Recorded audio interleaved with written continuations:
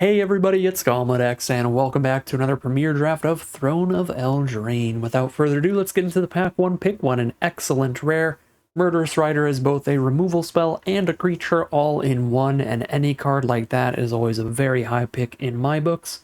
So, it's pretty easy to just pack one, pick one, our rare. Is there anything interesting to take away from this pack? Not really. There's enough black cards here that we can probably wheel something. Probably not the Order of Midnight or the Resolute Rider, but we can get one of these fine filler commons like Swordmaster or Tempting Witch at worst. So, pretty happy about this start. For pick 2, we've got a Glass Casket being passed to us. Decent, cheap removal. Pretty efficient at clearing out smaller threats. Inspiring Veteran's pretty fun for the Red-White Knights deck, but obviously that doesn't go with our first pick, so we're not interested in that one. I think Glass Casket is the strongest card in the pack outside of Inspiring Veteran, and we can't really play Murderous Rider and Inspiring Veteran in the same deck. This is a format with mechanics that incentivize you to be really heavy into one color, like Adamant here, so I really wouldn't go more than 2-color in this format. I barely ever splash. Tend to be just a 2-color deck, and even then trying to be like a 10-7 split with like one main color so you can get some of these Adamant cards to pan out for you, or some of these lands that also want a bunch of one specific land type. Lots of cards like that. You know, Reaper of Night might also be a very reasonable pick. I think it's great late game, and it sticks to mono black with the Murderous Rider. I'm actually going to go with the Reaper of Night there. I have been pretty impressed by it. It's very slow for very late in the game, but it is a huge 3-for-1, so if you're not against a super aggressive deck, the card plays pretty great. Pick 3 is a pretty filler pack in general. Tree Folk's a fine filler finisher for green decks. Youthful Knight is fine early game creature for white decks. Tempting Witch is on color filler, but I do think that she's going to be worse than like Youthful Knight or Tree Folk by a little bit. But not a ton. We'll just stick to black here and cut people off the color. This pack is much better for us. We're happy to take Reeve Soul. Pretty solid, pretty premium removal. It's kind of like the Glass Casket that we passed up on earlier, except they can't get their creature back because they can't blow up the casket. Reeve Soul just fully kills the card. Pick 4 Overwhelmed Apprentice is a pretty great sign for a blue-based mill deck. This card's a very high pick for that stuff, and that is the strongest archetype in the format, but I really don't want to end up playing blue in basically every single draft, so I'm just going to pass up on that and stick heavy to black here. Yeah, again, I think literally every draft where I don't play blue, it's going to be objectively incorrect not to, because pick 5 Merfolk Secret Keeper is nuts. This is the mythic common of the format. The mill decks play incredibly well, and there's tons of ways to bounce this back and recast it. Unfortunately, we don't really have an excuse not to take it this time. I think Overwhelmed Apprentice over Reeve Soul would have been the right pick last pack objectively. But now Secret Keeper over any of this is even more like hard to pass up, so I will maybe draft blue-black mill again. We'll see. Yeah, really late So Tiny and Moonlit Scavengers are the strongest cards in the pack. All of the non-blue cards are significantly weaker. The uncommon's pretty fun too as well. Hypnotic Sprite. It's a great 2-for-1 adventure, counter cheap spell, then you also get a flyer later in the game. It's the kind of card you get to play with less often as well, since it is uncommon. Another Reaper of Night towards black looks great here. Wishful Merfolk is actually very filler. Strongest cards here are Reaper of Night and Garenbrig Paladin. Finishers for their respective colors. Pick 8 Runaway Together. Incredible combo with any adventure creatures. In particular, the one you're going to see it with a lot is the Merfolk Secret Keeper.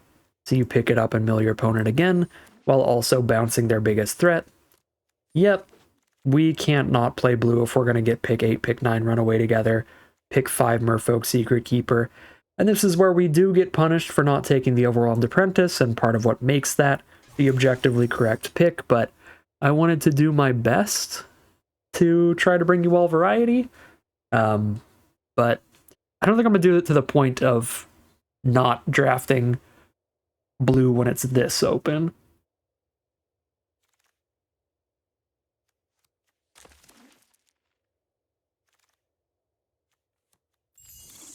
So grab an eye collector here. Yeah, the awkward thing is it's such a strong, such a deep color that maybe we will just be a blue deck in almost every draft on this return trip. So eye collector's pretty filler, but it can be fine filler in blue-black in particular because there's some cards in this archetype that really want to make sure your opponent has a lot of cards in their graveyard, and that can get that rolling for you if you have cards that really need your opponent to have cards in their grave to do anything, like Drown in the Loch style cards. Okay, so here, pick's got to be Fairy Vandal, right? With how late we were seeing some pretty premium blue cards, I don't think we are going to jump ship on blue for even a pretty strong rare like Wildborn Preserver. I think we're pretty committed to what we're doing here, and we're definitely not jumping ship on black just because of the individual card quality we have between Rider, Double Reaper, and Reeve Soul. Yep, let's lock in here, grab this Fairy Vandal, and be pretty happy with our spots. Oh, yeah, could have ended up in green, but again, we should have a super powerful deck here still. We'll grab Reeve Soul.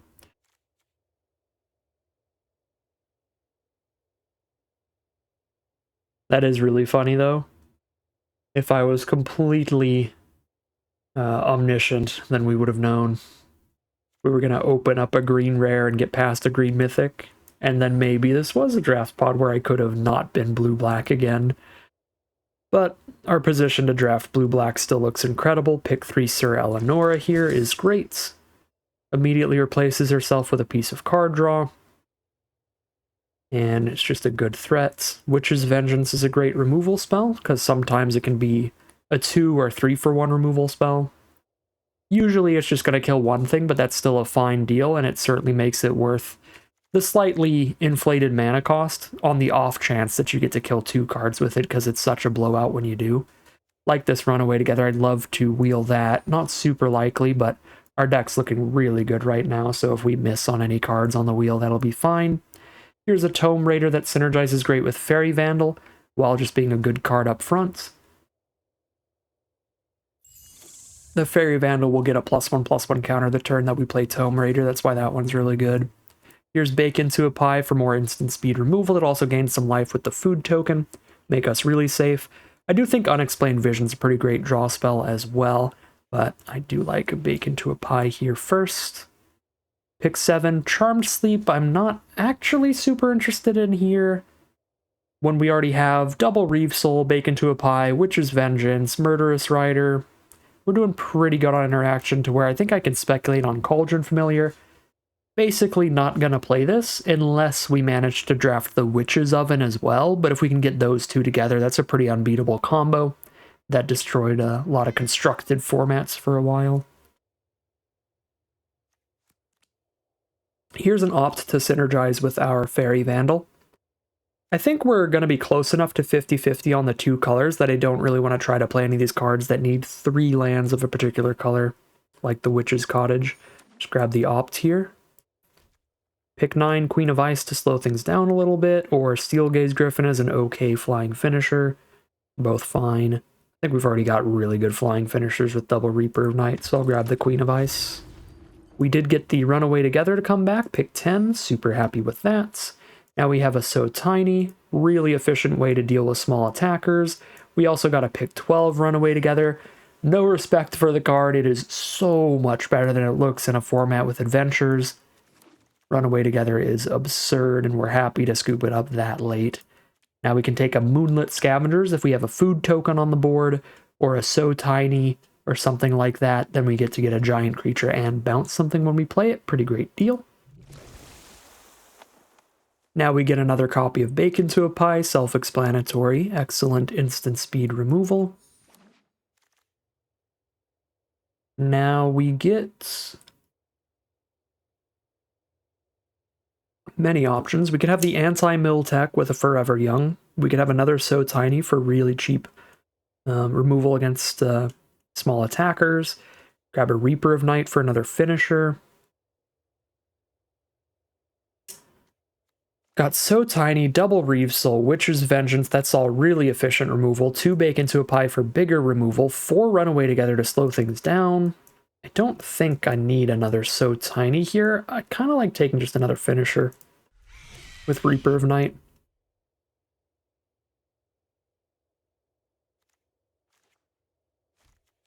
I'm gonna move my potential cuts to the side here. We don't have much when it comes to food production and almost no enchantments, so Scavengers might be a cut, replacing it with just all the Reaper of Nights. Eye Collector and Cauldron Familiar don't have the synergies that we want to play them with here. Eye Collector you don't really want to play unless, again, you have a card like Drown in the Loch where you need there to be a lot of cards in graveyards. And then Cauldron Familiar you just don't really want to play unless you have a pretty dedicated food deck or specifically Witch's Oven. Spinning Wheel actually might be fine for this deck. We're taking it over something pretty filler. Scalding Cauldron when we already have tons of removal, or Queen of Ice for another thing, when I'm already going to cut one probably. So I'm going to take the Spinning Wheel. The reason it looks pretty okay here is that we have 3 7-drops. 3 7-drop Reapers. And then once we have more than enough mana, we just get to make sure that this is still somewhat useful, stunning a creature each turn. Oh no. You're gonna give me a predicament like that? Drown in the Loch is incredibly efficient interaction in a halfway dedicated mill deck. Just a really cheap counterspell or removal spell, but it is competing with the Merfolk Secret Keeper when we have 4 copies of Runaway Together to go with it. I think we just take another Secret Keeper to make that combo more consistent, so we'll win a lot of games just for free with those cards together. Plus again, while Drown in the Loch will be our most efficient removal we manage to put in the deck, it's still just more removal when we have a lot of it. So we'd be taking Drown in the Loch and getting to cut one of our least efficient pieces of interaction, which is fine, but not like incredible. Corridor Monitor, another card, fine, but not incredible, just a really sturdy blocker to slow things down, which is exactly what your deck wants to do if you have double Secret Keeper and quadruple Runaway together. Slow things down until you mill your opponent out. Witching Well's pretty fine. Just scry 2, set up your draws early, and then 4 mana instant speed, draw 2 cards later. Easy to hold that up while also holding up a Bake into a Pie or a Runaway together, and if you don't need to do those, then you just draw the cards. It's also great to hold up alongside a Hypnotic Sprite. Might even take a second Witching Well here over mediocre creatures. I mean, Scavengers is good, and now that we're taking Witching Wells, it's a little more consistent, but again, we have the triple Reaper of Night taking up that slot. Plus 1 Scavengers already. I don't think I can fit 2 Scavengers and 3 Reapers. None of this is going to get played. Let's hold down that Alt key, and looks like we're just rare drafting an uncommon for Vault Progress.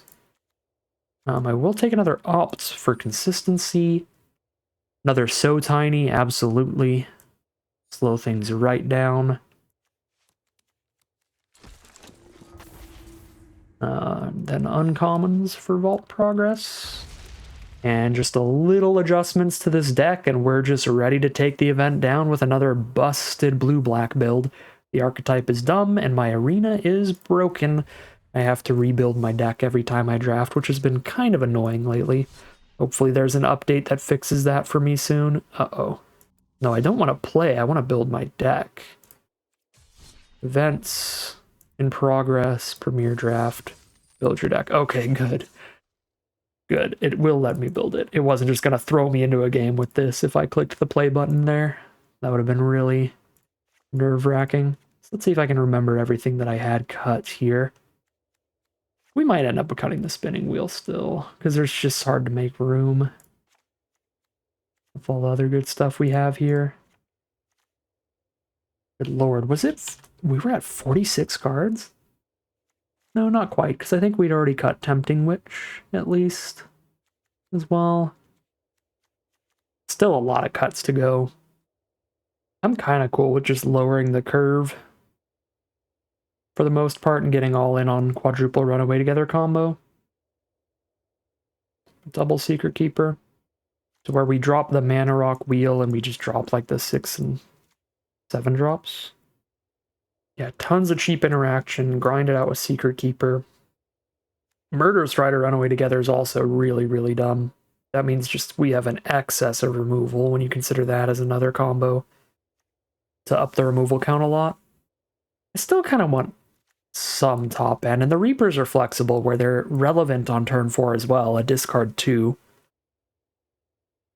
can definitely affect the game a little, even if it doesn't affect the board. Might drop the Witch's Vengeance here. No, maybe we're supposed to cut like a Reeve Solar so tiny before a Witch's Vengeance, but I feel like it is like cut one piece of interaction, one Reaper, and like a 2-drop like Quarter Monitor. That makes sense to me. Yeah, I think I want to get that Witch's Vengeance back in there.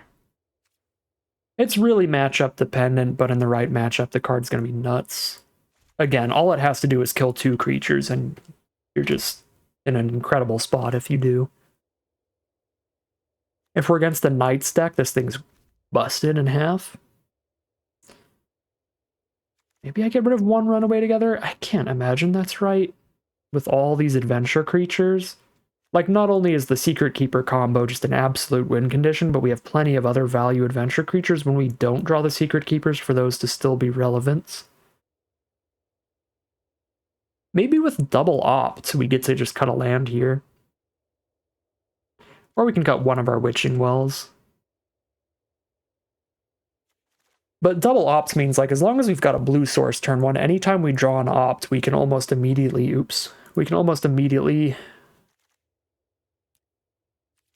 turn an opt into another land. Because just by playing an opt, we dig 2 cards deeper. We look at the top. If it isn't a land, we put it on the bottom. Then we draw the next card. If that isn't a land, we're still 2 cards closer towards drawing the land next turn. So we do some digging for it. We've also got the Scry 2s off Witching Well. Yeah, we can dig for lands here. We can cut 1. And I think with double opt, double Witching Well being really important turn 1, we drop a Swamp, even though we have a lot of double blacks. And hopefully we just do a lot of scrying to hit the right colors. We just need to really make sure Island is always the first land of the game, and 9 islands can do that for us. Yeah, looks very, very reasonable for the mana base. This deck looks busted, looks incredible, looks like the reason that blue-black is so broken in the format, but we'll see how it plays out for us as we head into the gameplay. Alright, here we are for game 1. A little bit of a slower hand, but I think that's okay with 1 Reeve Soul to keep us around.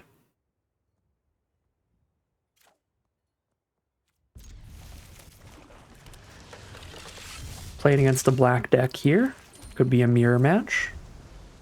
We're not going to opt immediately, because if they play like just a good 2-mana 2/1 kind of thing, I'll so tiny it.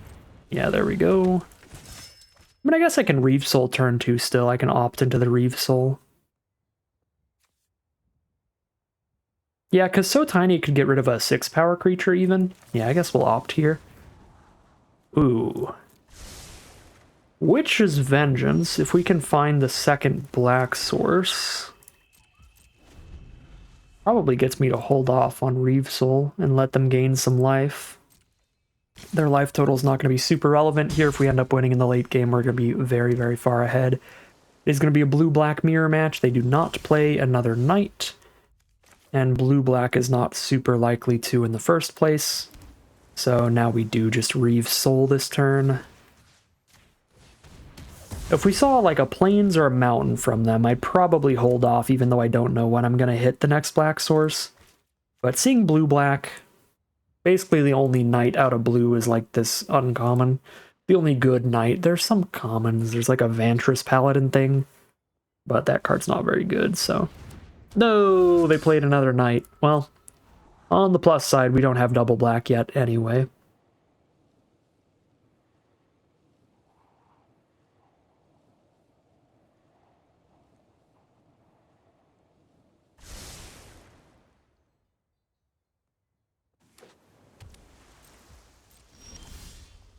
Another Reaper of Night? Alright, still no double black. Let's just start ripping their hand away. We can take 2 damage next turn, that's fine.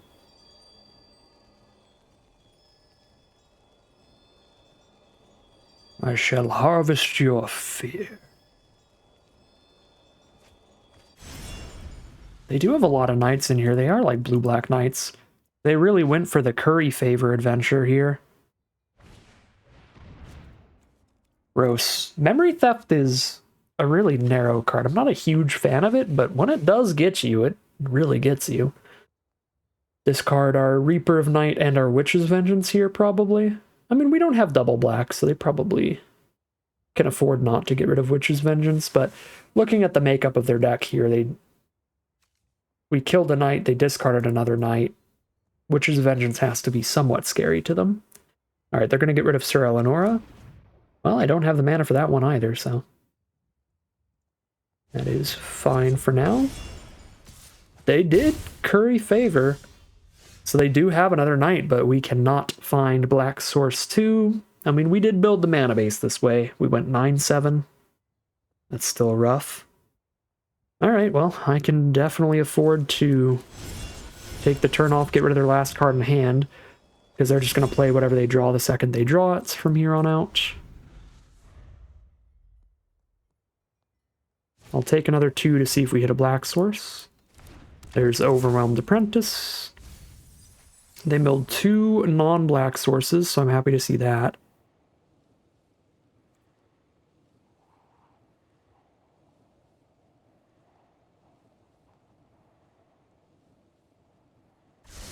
Let's try one at the top, one at the bottom, so they're drawing something good next turn. And swamp. No. Ooh, it's another double black card. Might just get deleted by the shuffler this game.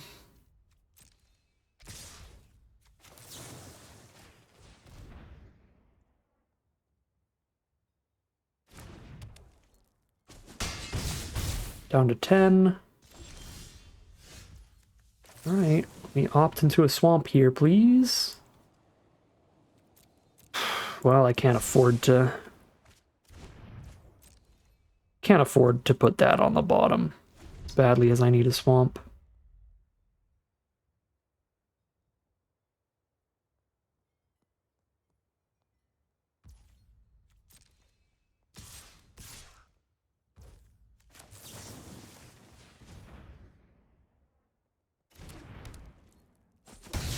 Down to 9, taking 1 damage a turn now. I got time, let's take 1 damage a turn.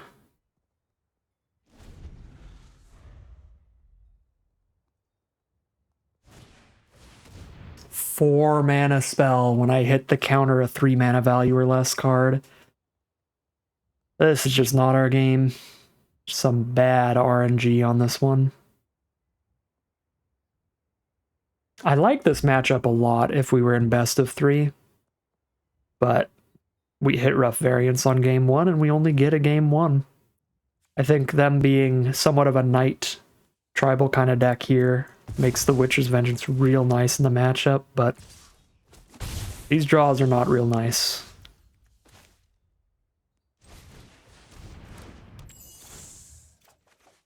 Okay, finally find the swamp. Got the Hypnotic Sprite up for when they cast our Murderous Rider against us. But they've hit all spells here. They haven't played a land in several turns, so they have 3 spells in their hand still. So I just think we're way too far behind from tons of stumbles in the early draws. We probably go back to the drawing board and go back to a more even split on mana because of how strong our double black cards are. Regardless of our desperate need for a blue source turn 1, we also have a desperate need for the second black source. Down to 7.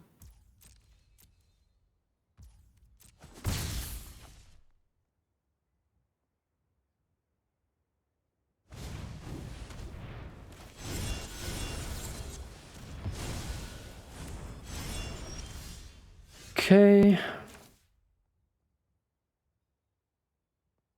Trade this into the Apprentice on blocks. I don't love that when I have Runaway together.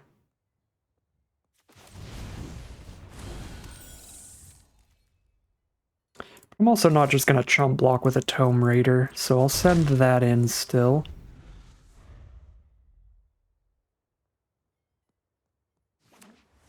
Fifth mana for our opponent. All spells in hand means probably some like 5-drop cards here.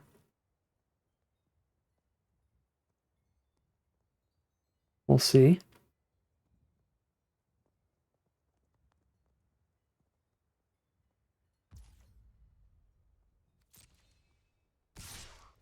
Run away together into counter in the future could be really nice.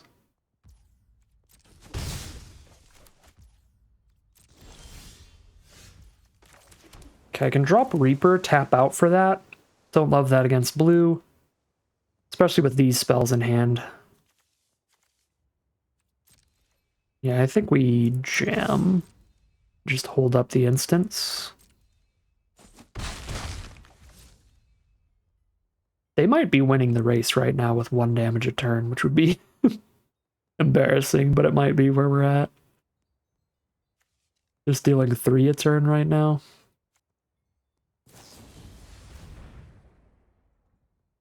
That's not bad for me at all.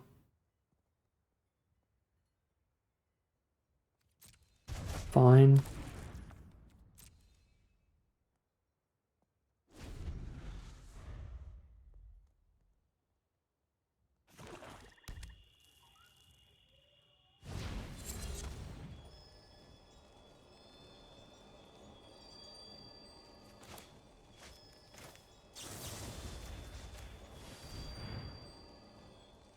Give them another mill here, which is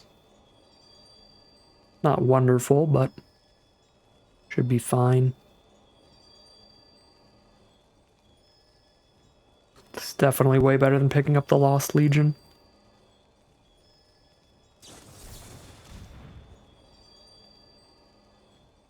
Okay. Pretty fine with that.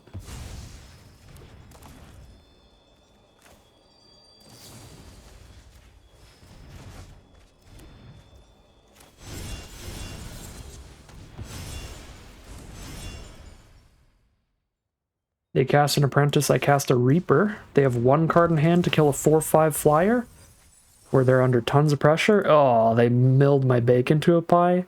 Secret Keeper is also annoying, but Bacon to a Pie would have been incredible here down at 6 life.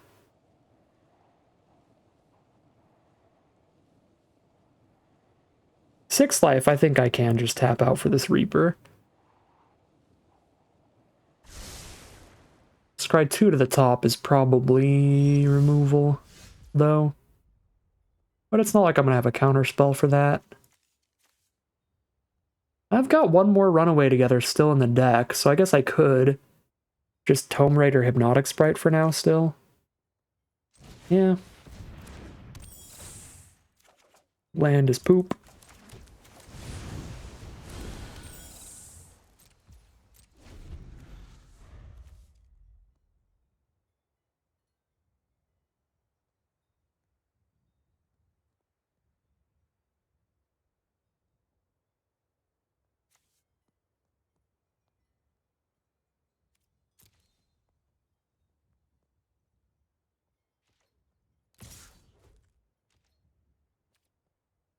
Only 1 more Runaway Together.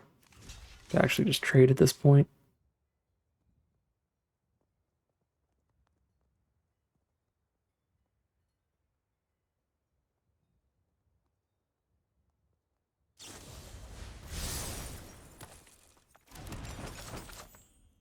Turn the Apprentice into a pumpkin.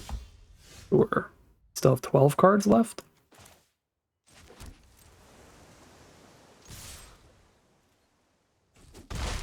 Show me the Reaper of Night removal.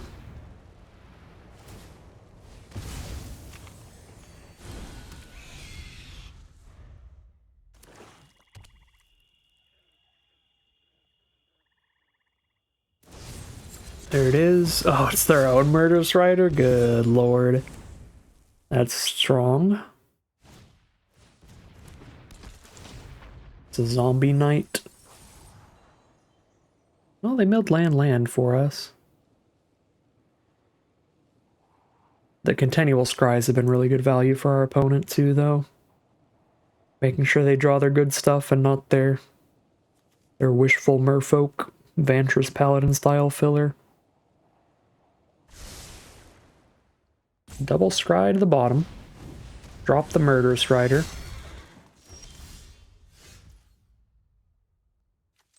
Cute.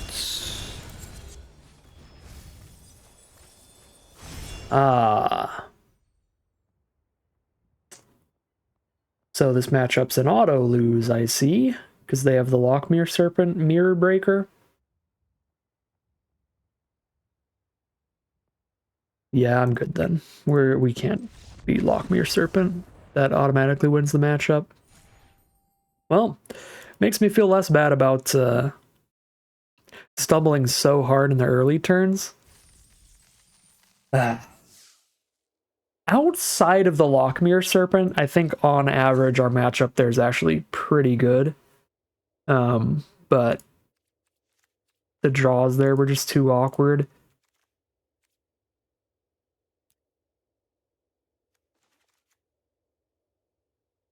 Yeah. Not a great way to start things off, but I still feel really confident in this deck. 0-1 heading into game 2. Isn't that always how it goes when you swap one land in the mana base? You just have the exact opposite mana issues immediately. We are on the draw. This is bold, but Witcher's Vengeance makes me feel a little comfortable, a little safe. And sometimes you win the lottery, honestly. Actual perfect draws.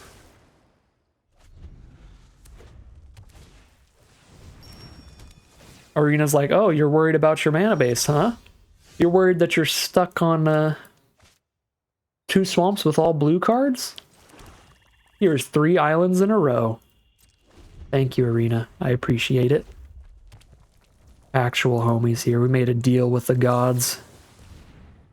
The gods of the shuffler.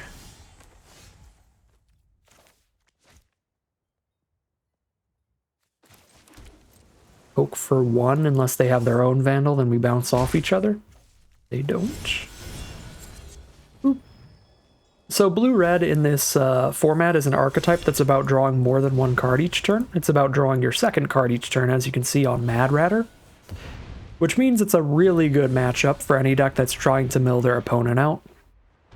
Because they're going to naturally be drawing a lot of cards.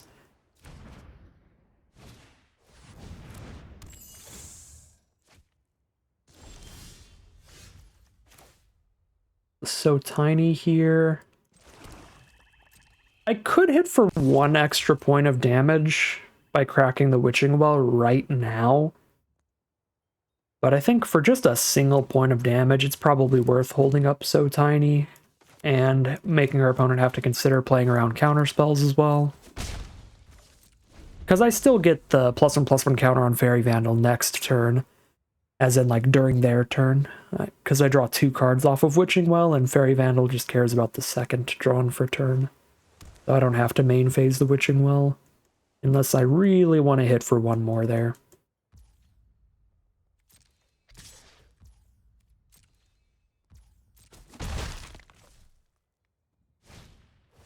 Golden Egg.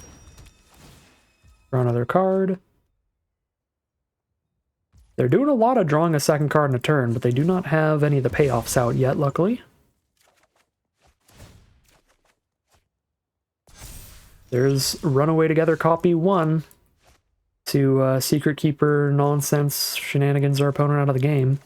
Our opponent has exactly double blue and 1-up, which is exactly the common counterspell of the format, so I'm not gonna tap out for Sir Eleanor, I'm just gonna pass here. Run away together of their own. Now they're tapped out of their counterspell. Even if I get rid of their Tome Raider in response, my Fairy Vandal still gets popped back to my hand here. I don't think I kill the Tome Raider or anything. Yeah, we just let it happen.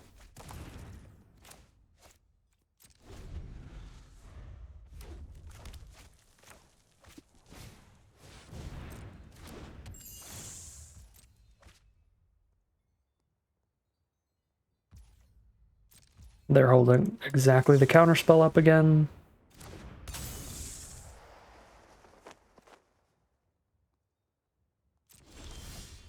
Reaper of Night. That's certainly going to force a counterspell if they have one. Well, I guess they have a lot of cards in hand, so maybe not. Let's see if we can get them to tap out for anything during combat. Again, if I main phase Sir Eleonora, I'm threatening to poke for 1 more damage here, but I'm also running into the counterspell. I don't actually know which one of these is better, actually, because Reaper of Night's a 3-for-1, Sir Eleonora's a 2-for-1. I guess I can Sir Eleanor and still have So Tiny up. That probably doesn't matter, but if I Reaper of Night, I still have Runaway Together up, which is probably slightly more relevant, so we'll do that. Runaway Together feels like the more relevant card to hold up, plus I still have So Tiny as well. They are going to discard 2, okay. Maybe I'm playing around nothing the whole time.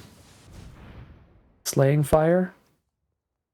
I can Run Away Together, give them another card draw.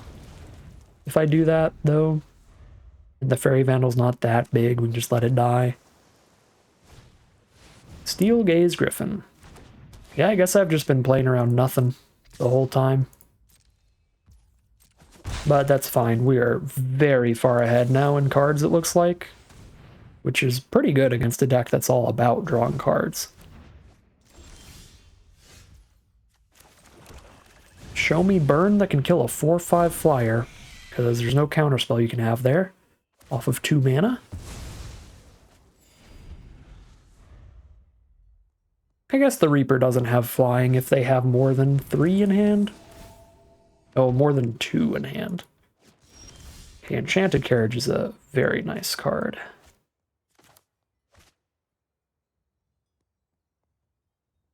So you're just holding off on blocks now and milling the heck out of them. As you do. Yeah, they're over it. Just scoop, and then we are now 1-1 heading into game 3. Alright, here we are for game number 3. Murderous Rider doing a lot of heavy lifting here. We could definitely die to mono red, considering that our cheapest removal also shoots us for 2. Okay, green red's still pretty aggressive. Not quite as quick as mono red, but scary. Did draw another Secret Keeper, which helps a lot, just a 0/4 blocker to bounce off the dwarves. Okay. Much as I'd love to opt here, I think I need to set up my double black towards Murderous Rider. Make sure that I can Swift End on turn 3.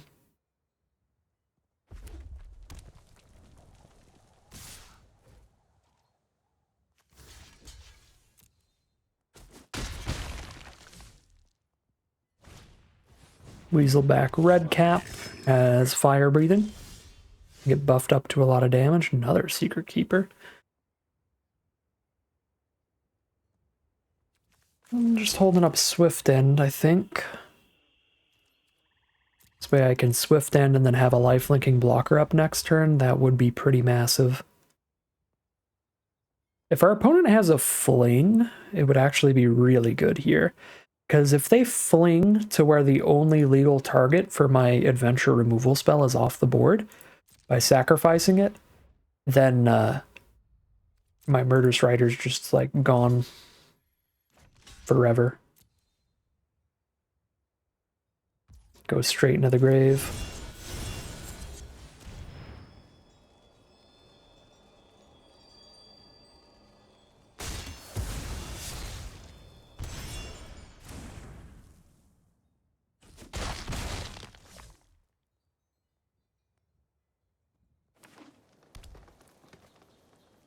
No play turn 4. That feels like a great way to help us recover here.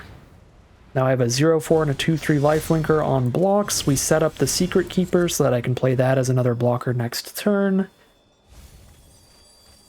Lots of defenses up here.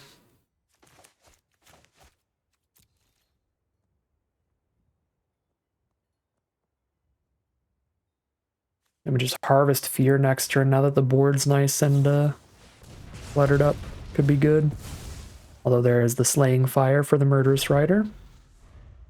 They could double buff Red Cap to get past Secret Keeper or just to hit me a lot. That is actually concerning. Uh-oh, but they have something better to do with their mana? Oh yeah, Garen Brig Paladin we can't block at all.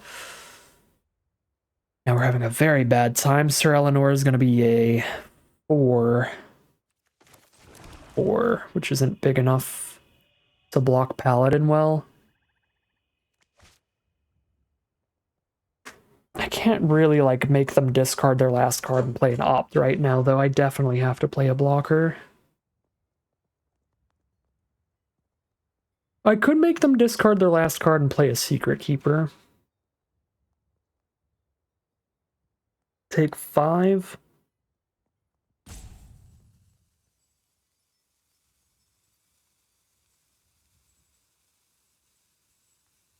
Yeah, I have to find a way to deal with this Garen Brig Paladin,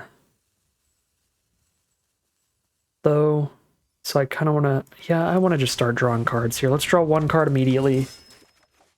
And then we just start opting, looking for our play set of Runaway Together. We can find any Runaway Togethers.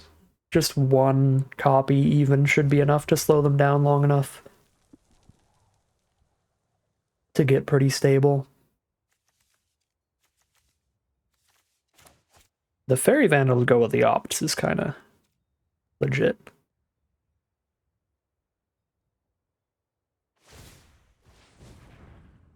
But we are dealing with an unblockable Garen Brig Paladin right now.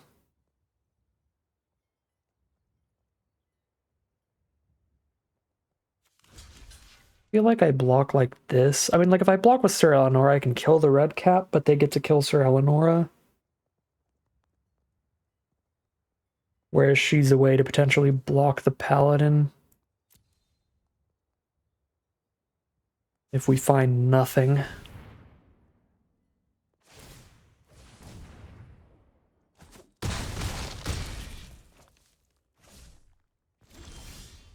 This might be too slow, actually.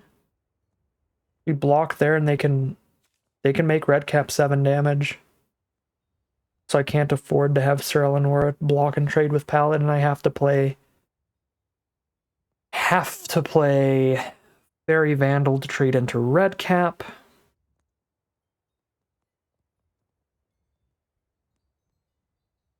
Because Fairy Vandal's just going to trade into the Red Cap no matter what, I could actually opt before I play Vandal to see if I get like a Runaway Together here.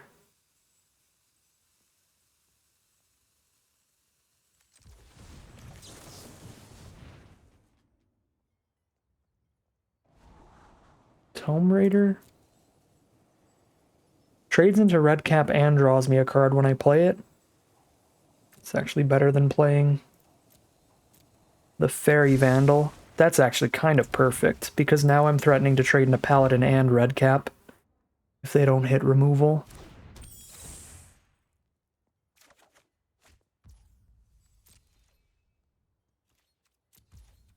They have removal or a combat trick, it's super, super bad for me, but if they just, like, cast another creature, then we're stable right now.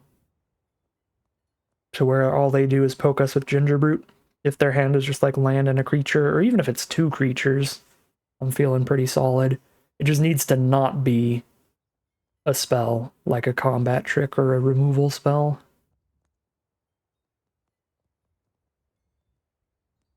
I guess haste creatures would still be really bad, but, you know what I mean, like just a couple Garen Brig Paladins or something.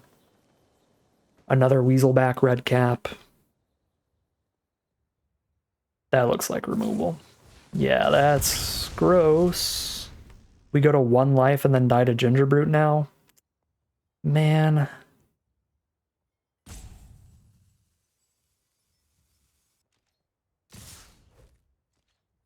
That's one of the only things it could have been that would have been really bad for me, just instants or sorceries, and it was one. We go to 1.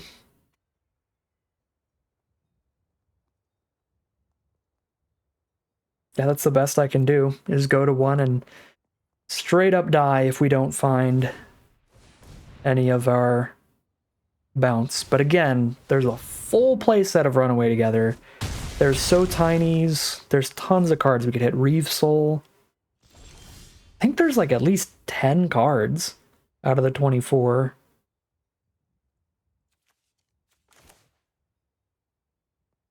Come on.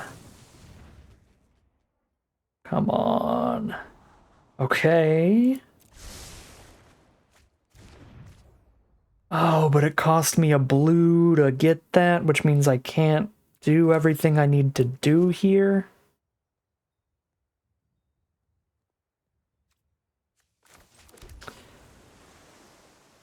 Because I need to play a Secret Keeper and a Vandal and a Runaway Together.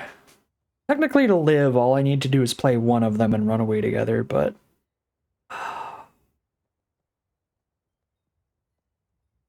to, like, kill the red cap. Now I'm just postponing things for one turn and not even killing anything. Ay, ay, ay.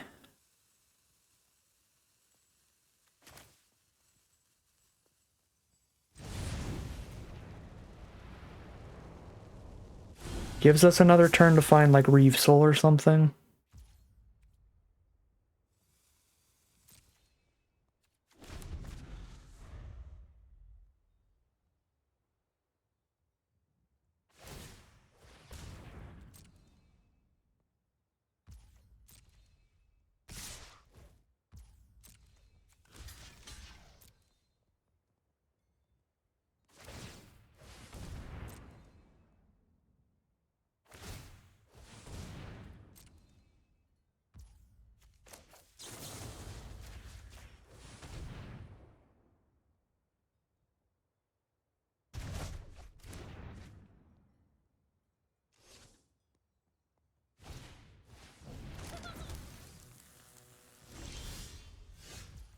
Oh my god.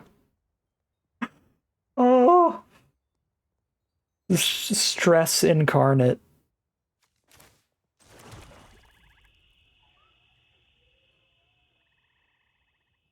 Don't think I make them discard their one card in hand here, because I think if it was good, they would have done it.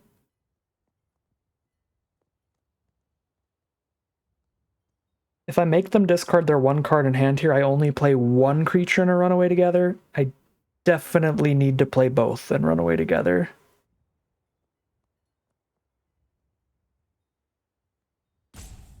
That way I can actually trade into the red cap here.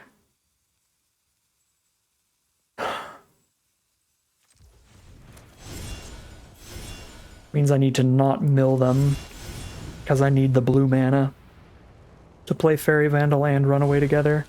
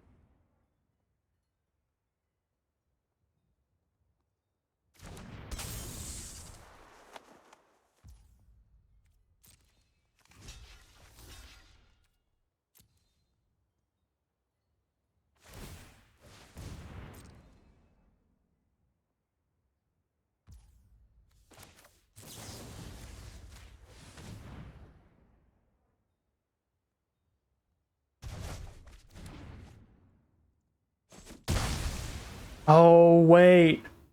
I just realized something. I could have run away together into the discard spell. Did I have the mana? I could have...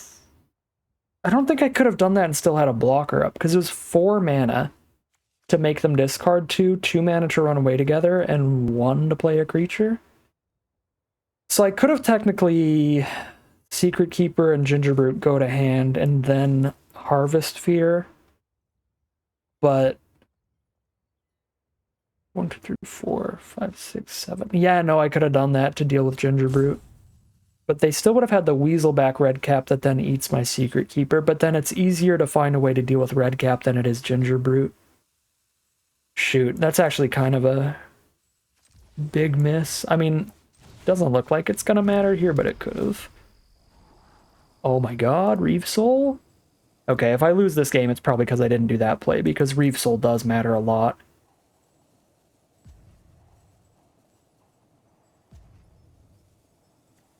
The 3-2, so Secret Keeper bounces there. I don't remember if I played a land this turn. If I didn't, I do want to draw this.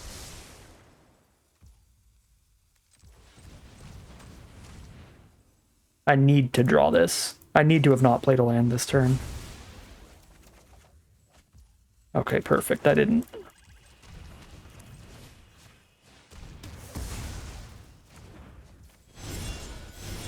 Ugh.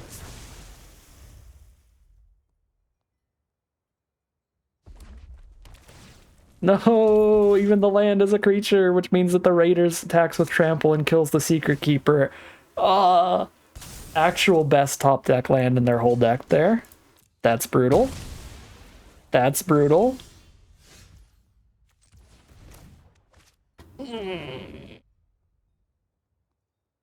Wow. Yeah, I'm gonna die to a frickin' Dwarven Mine because I can't just play a 4/5 because they kill me with the 1/1 if I do. Oh my god, I'm gonna die to a Dwarven Mine.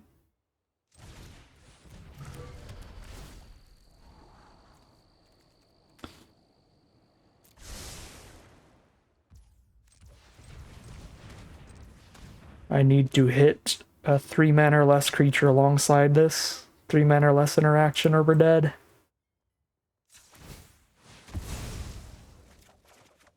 Oh my god. No, but it costs double blue! No!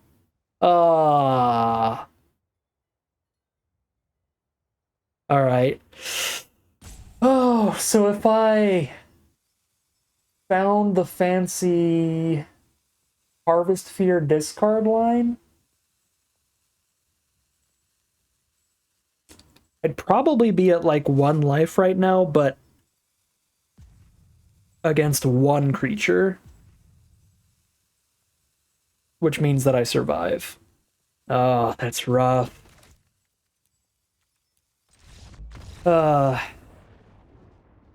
Man. Not the biggest misplay in the world. Pretty minor one that just stacks up into defeat, though, just because we hit some rough variants in the early game again. Once again, I think this deck is fantastic. I have not been playing it out perfectly, though. We gotta tighten things up, and we really need to start hitting more interaction earlier. Some rough games here, but we rally. This deck is strong enough to rally into a little undefeated streak here to get to the reasonable record I think it hits on average. So let's turn it around. Let's rally.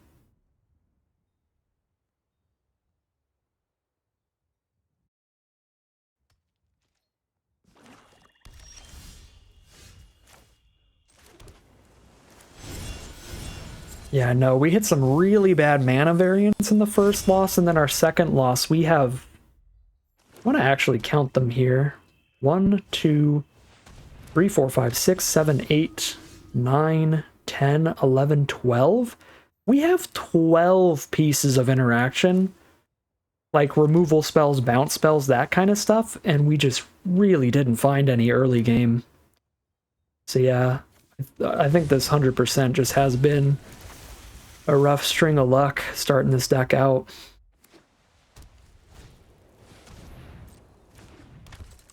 But this hand looks pretty great to turn that around. So let's do that, shall we?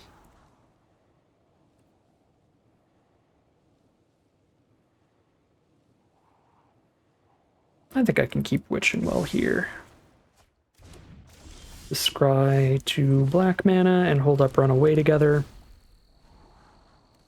Well, sorry, these spells really need black sources.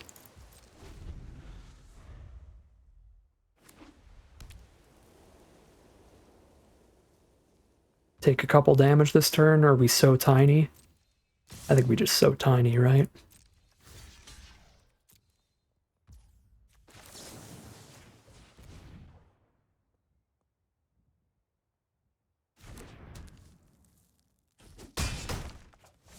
Looking good. Looking super chill right now. The mana, not so much.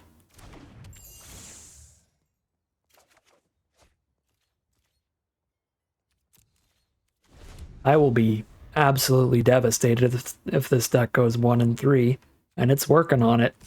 It's working on it here. We're not under too much pressure, though. I still have plenty of time to start finding the black sources, and any land in the deck being able to draw 2 is going to be a big deal. Okay, outflank is still fine.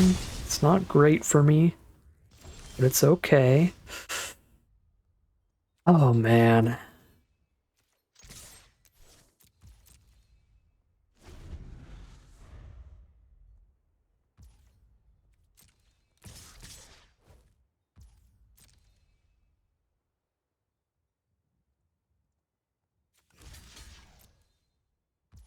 Got chump a little here.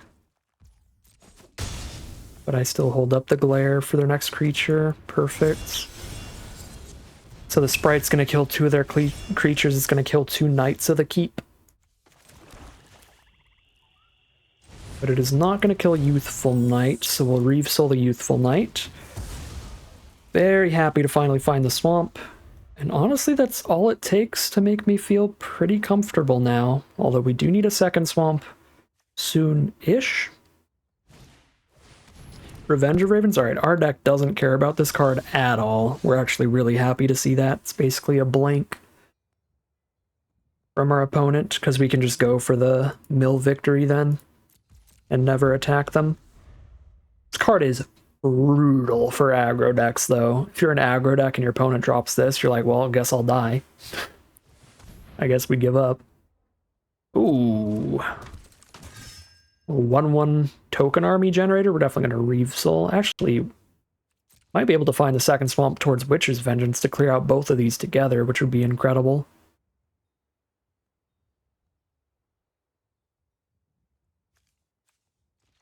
Guess I could even clear out the Noble, just like might as well. Choose Human.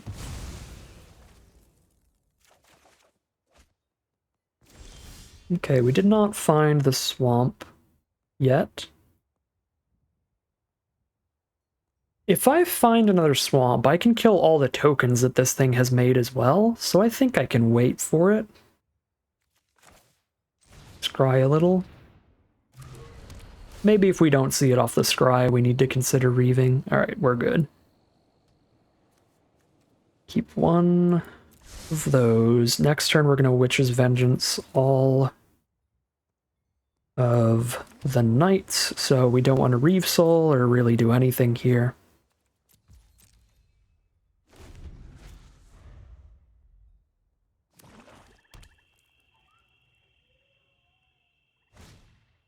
Sir Conrad the Grim. That survives Witcher's Vengeance.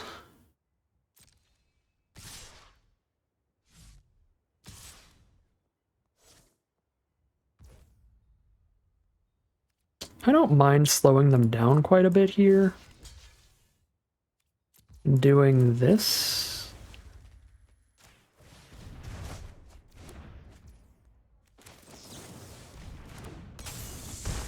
And the next turn they just tap out to recast Sir Conrad, then we bake him into a pie.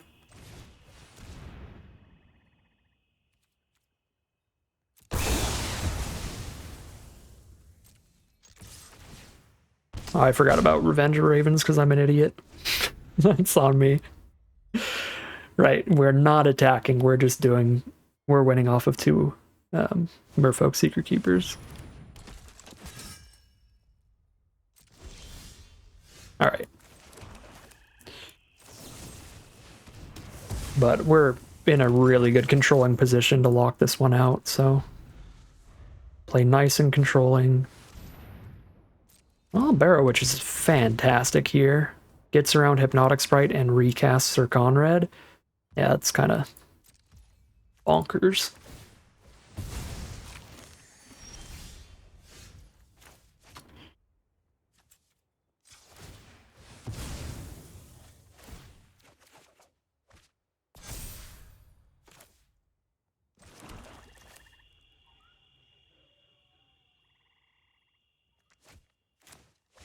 They don't have the mana to do anything other than Sir Conrad next turn, so I don't think I need to hold up the Sprite here.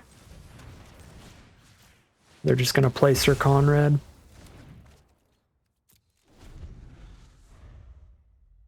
Maybe they'll play around the Sprite by playing their cheap stuff first, saving Sir Conrad for later. Perfect.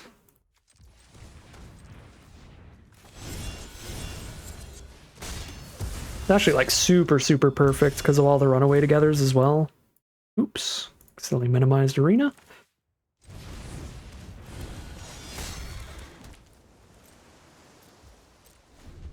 Murderous Rider gets around Revenger Ravens as well. Murderous Rider is like super perfect.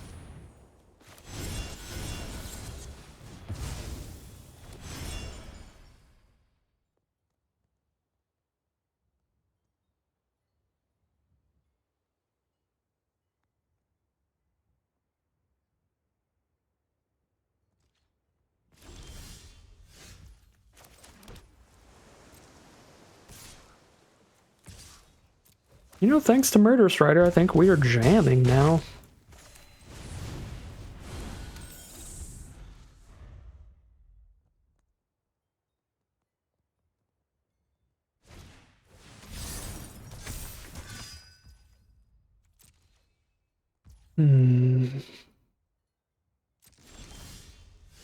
Chilling there. They're down to 13 cards. We have 2 runaway togethers. Yeah. We're no longer jamming. We're ruining our opponent's day. Get some revenge for our early losses on this one. Become the villains the longer this draft progresses.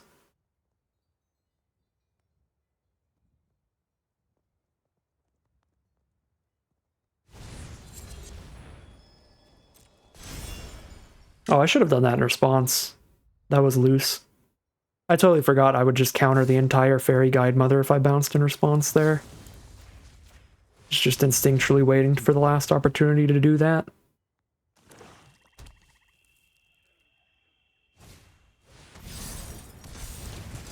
Doesn't really matter here because I have tons of flying blockers against that. But it would have been strictly better.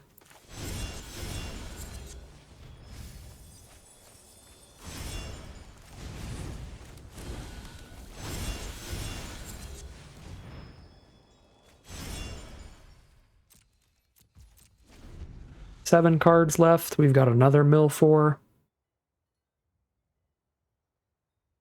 They have a Forever Young I can run away together and counter it. So I think I'm actually holding off for the most part on the bounce instead of milling until it's their like literal last 4, just in case they have Forever Young. That would be like the one way for them to still be in this game. So let's just make sure they can't do that.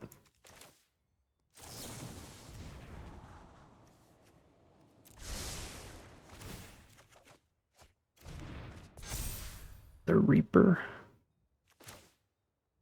They'll have the 2 up, but I want to be able to have 5 up so I can pick up the Sprite and counter something if I need to. Okay, we're good. 6 cards, we're chilling. 5 cards, we're chilling.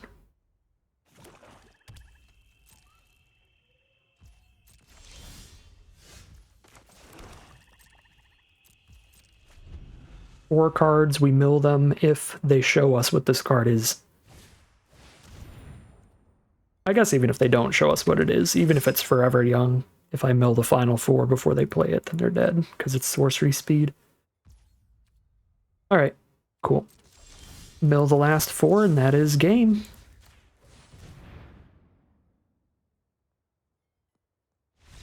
There's the concession from our opponent. We are now 2-2, heading into game 5. Alright, here we go for game 5. We've got our super sweet bomb rare. Murderous Rider is just a really strong rare in general. Turns into an absolute bomb in a deck that has a playset of Runaway Together.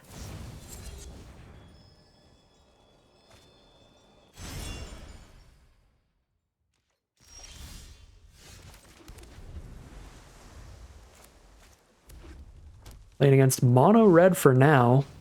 I feel like this is probably a decent matchup for this hand at the very least. Well, Tome Raider's great against red cap. We lead with that.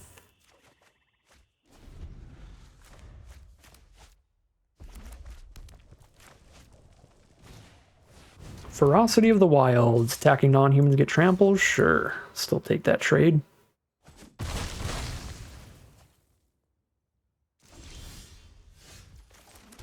This is going to be somewhat obvious. We've got something here, but that's fine.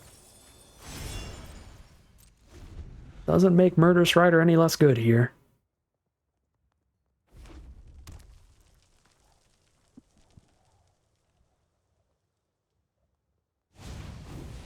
Hello, Merchant. That is a human, so it's just a 2/3, no trample or anything. Still just clear it on out. Now I have the perfect mana to drop Murderous Rider and have the 2 up, although Hypnotic Sprite now. 1 land away from being able to hold that up. Sure. I'll drop the Secret Keeper then. Still have a great Runaway Together target if we want to do that, but now I can Mesmeric Glare for the 2-for-1 off Hypnotic Sprite as well. Stay way ahead here. Oof. Okay. Well, that's not great for me. Not as bad as it can be, because now I really need to get the Murderous Rider back to my hand. Alright. That is land 6. Cast Murderous Rider, hold up the Glare, take 5, I guess 6 damage for a turn. But Runaway Together in the end step to then kill it next turn.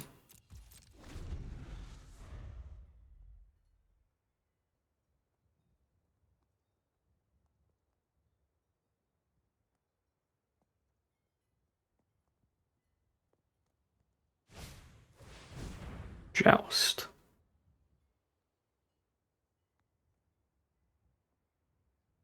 I feel like since I want to run away together anyway, I just do that so I can save the counterspell for something else.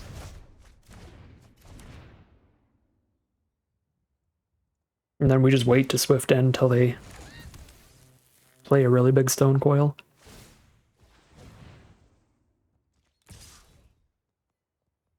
Gingerbrute plus Ferocity's gonna be 2 unblockable damage every turn. It's concerning. Still have the mana up to Swift End or Mesmeric Glare, but not both, while Reaving Gingerbrute, but I'm pretty sure we're Reaving Gingerbrute. We get to Fairy Vandal alongside either of these. Still feel like the position's pretty great. Embereth Paladin, I cannot counter that. Yeah, it's big enough to matter quite a bit. 10 it is. Gotta wait till we can draw a card to make Fairy Vandal big enough to trade into that. That's probably how we're dealing with that one. Although technically I could hard cast the Sprite in a really bad spot. Oh, well, that's a good one. Makes it nice and easy.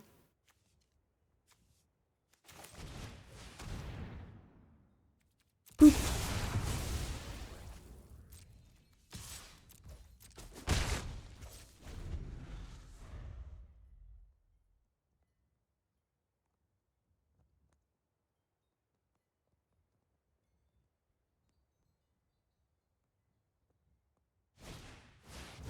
Alright, there's Stone Coil.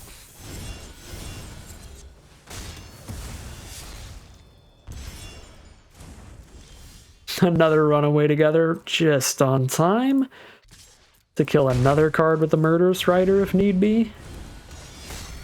You love to see it.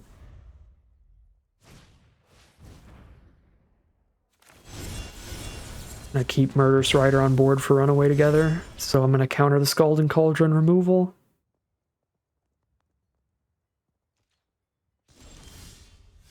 Witching Well. Not bad. I guess I should have done that pre-combat because I do actually still have... Oh my god. It's the dream! I was gonna say I still have the mana to hold up the Runaway Together after all that. I just didn't quick maths that.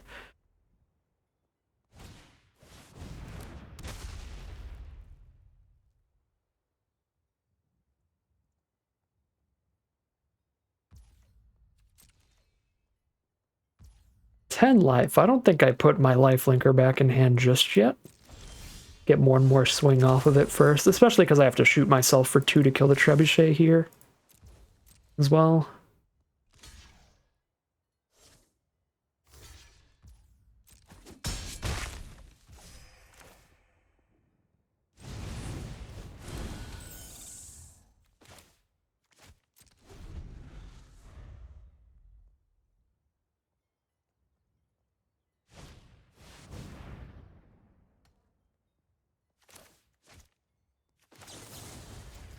Our opponent's going to hate their life, but we are really the villains with this deck.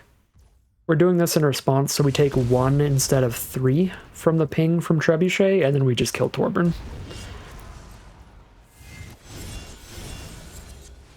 Absolutely disgusting.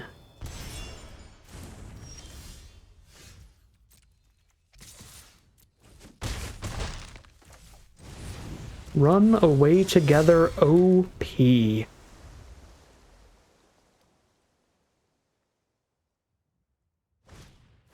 Trebuchet's back. Rimrock Knight that can't block anyway.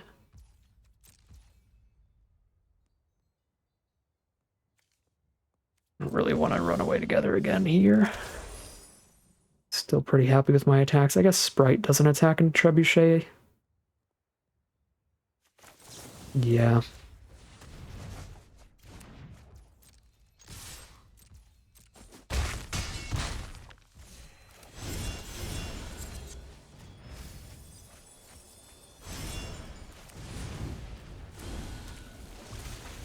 Could play the Secret Keeper's mill part and still hold up Runaway Together, but I think it's better to be able to have the 5 mana up so I can Runaway Together bouncing this in the night and actually cast Swift End or cast Mesmeric Glare if either of those ends up being necessary.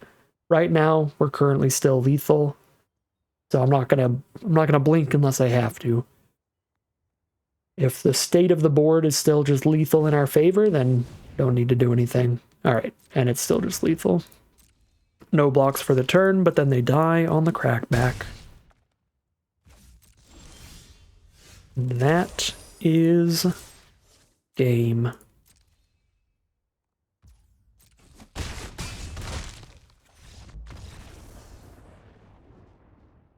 Here we are for game 6, currently 3-2, back at it again with the awkward mana. Been a little bit. That's why we were able to recover from our 1-2 start, but maybe we're hopping back on that awkward mana train, because I don't think this hand's a mulligan with the power of the blue spells in it. Secret Keeper to be extra annoying.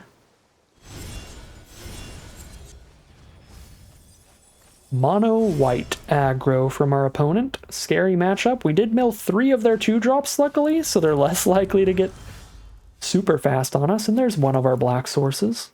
Definitely valuable. Hopefully they don't just pass here. Okay, they don't just pass here. But they did get to adventure with Lucky Clover on the board, which is pretty bad for me. Double Knight. Yeah, it's very aggressive. But we found our double black, which is a big deal. Okay. Didn't have any card draw to go with the Vandal, sadly. Pretty awkward. So they can definitely Cauldron it away if they want to.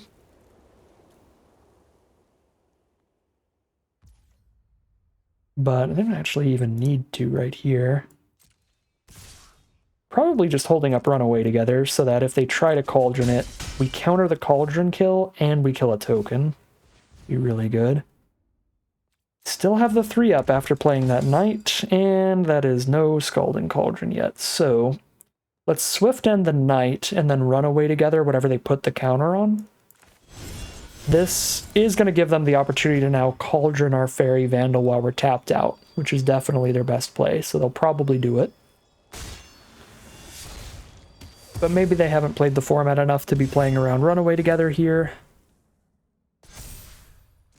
Okay, they're not playing around the Runaway together.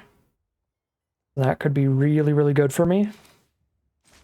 I get to run away together, the bigger knight, save the Vandal, and still so tiny the other knight.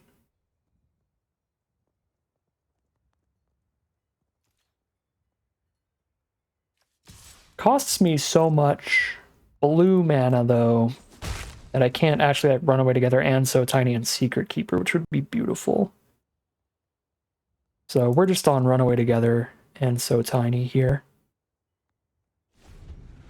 They don't pop the Cauldron still. They're like really, really playing around it. Sure. 5 cards in grave. 1 more card in grave, and this is -6, -0. I guess I just, since it's the same amount of damage stopped either way right now, we put it on the bigger one.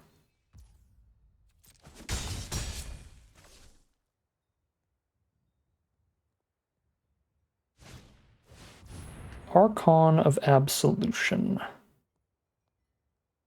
Too expensive to counter with Hypnotic Sprite.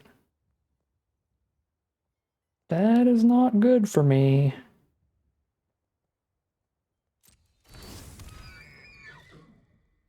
Next turn I can play a life-linking blocker and still hold up Runaway together. Feels like the line.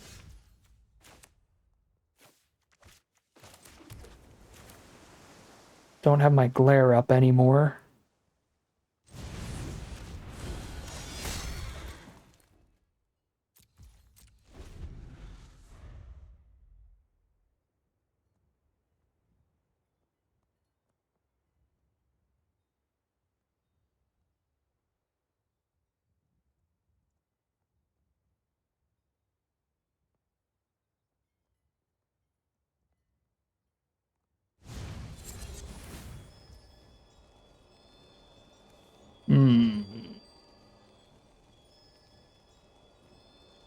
Even if I run away together in response to this, they still get the copy.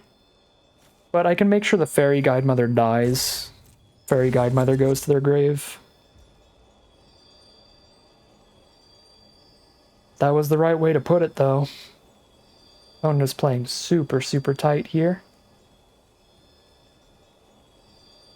Because if they put it on the other one and then copied onto there, then I would be able to run away together the one that's not going to get got by so tiny.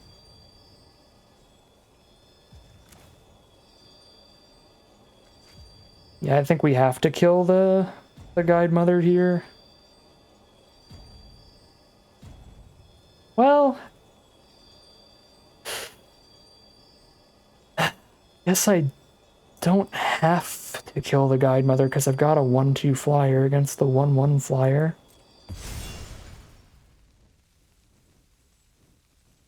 And if I run away together, I'm stopping all of the damage.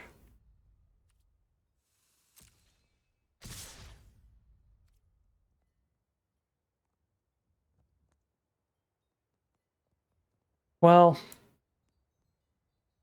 no, because I'm probably picking up Murderous Rider to kill the Archon. I guess I am taking 3 here, but this way I get to stop all of the damage from the Knights. Oh, no, I don't. Never mind. Never mind. I'm silly. It's not until I also put the Archon in grave that we stop all the damage from the Knights.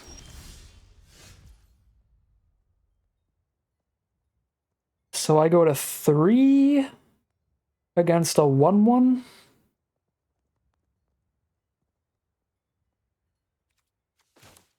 It's really not great, but it's what I've got.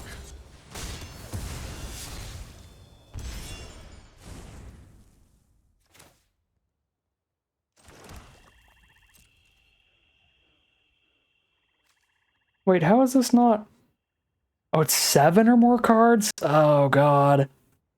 Oh, God. Well, I mean, they have to Cauldron the Vandal to attack with Guide Mother anyway. So I take 1 damage, because if they Cauldron the Vandal and they have 7 Engraven, Knight doesn't hit anymore, so it's fine.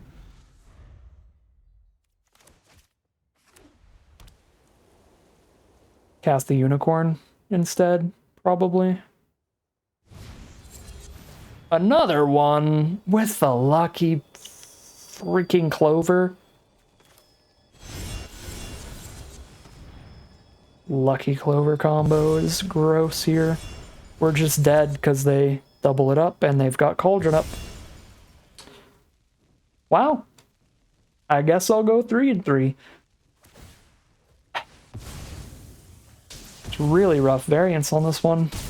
It is what it is. I think our deck was very, very, very strong, but we had some really, really bad draws in the first 2 losses, and this was Magical Christmas Land Lucky Clover stuff. It's a very high variance card, and they hit the real good hand. Yeah, another look at this deck. I think it was pretty fantastic deck, so 3 and 3 is about the absolute bottom of the barrel I'd ever expect from this one. Feels super rough. Just some really bad variance in the first 2 losses, and the final loss, our opponent living in magical dreamland over there with the Lucky Clover plays. Lucky Clover, just a super high variance card, but when you've got tons of adventures alongside it in the exact hand like that, it can just get you, and it just got us. Brutal. All right, 3 and 3. Still, again, not a bad record at all, but I think this deck was fantastic. And it's rough to see it do worse than every other deck we've drafted so far, because I think this is the second best deck we've drafted. This is slightly worse than our first 7-0 blue-black deck. Honestly, it might not even be. Our first 7-0 blue-black deck wasn't that great. It was like solid for the archetype, but this one has like, it's solid for the archetype with some really strong Murder Strider shenanigans and stuff. Yeah, I don't know. I would put this on par with our 7-0 deck. It just had much worse luck than it, which happens. 3 and 3, it'll be. But that is going to end today's video. As always, I'd like to thank my patrons and YouTube members for their support, as well as you for watching the video. If you're interested in seeing some more videos like this, you can always like, comment, and subscribe to tell the YouTube algorithm to send you some more in your recommended feed. If you'd like to catch me live, you can check out the Twitch channel in the link in the description below. If you'd like to support the channel directly, you can check out the Patreon link in the description below. But other than that, as always, thank you very much for watching, and I'll see you again soon for some more Magic Arena.